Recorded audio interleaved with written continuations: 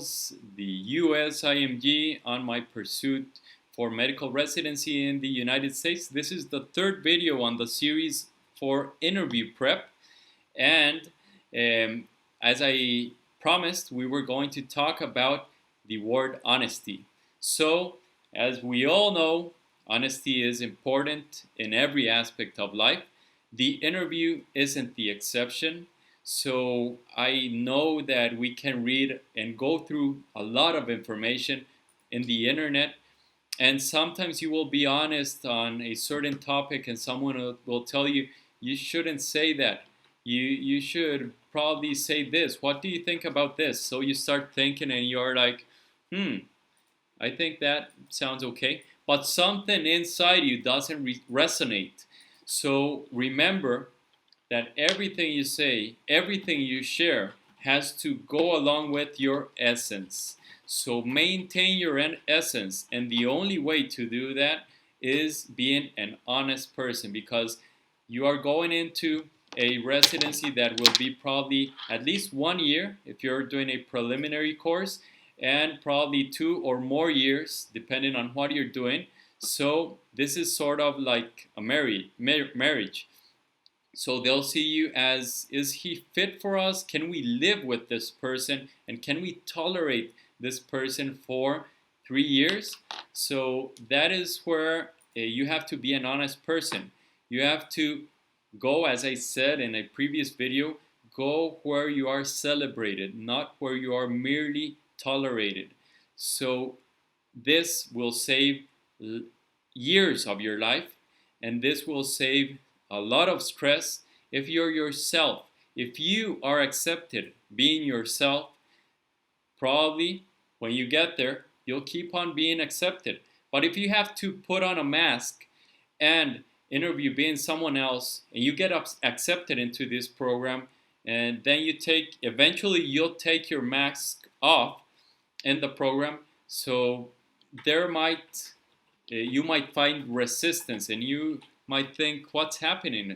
Everything was fine. I got interviewed and I was accepted, and now everything is just horrible. I don't like this place, and this doesn't go with me. Maybe it is because you weren't honest in the beginning. So be honest from the start. Say your truth.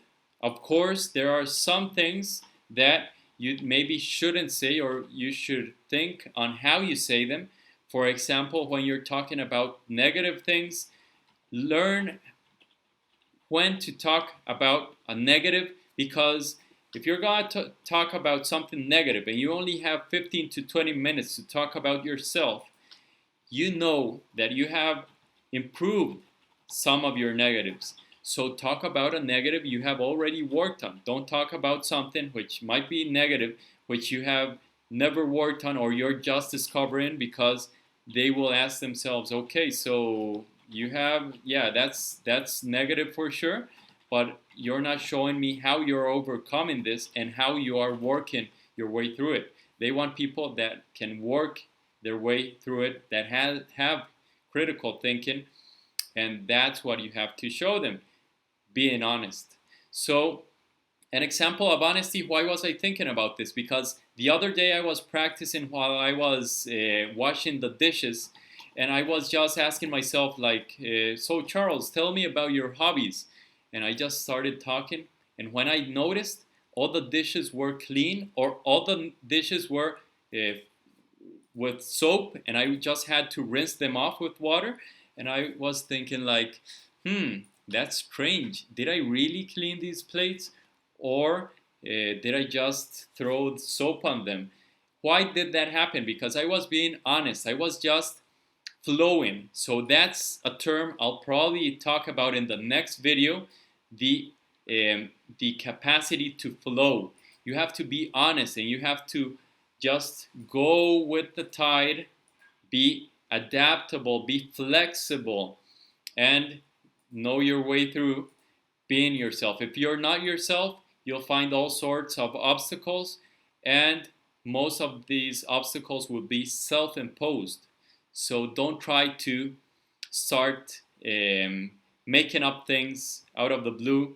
You'll get a follow-up question and you'll just fail.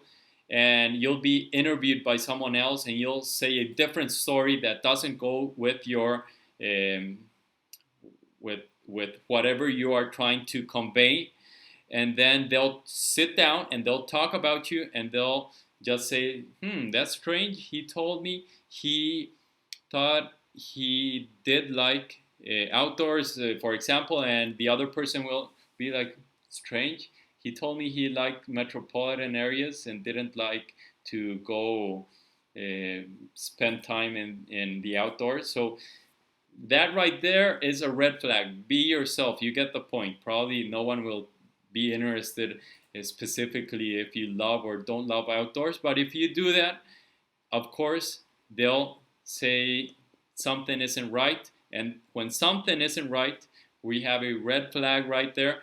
And you don't want to them to think there's red flags in your interview. You have struggled too much for you to waste it at this point.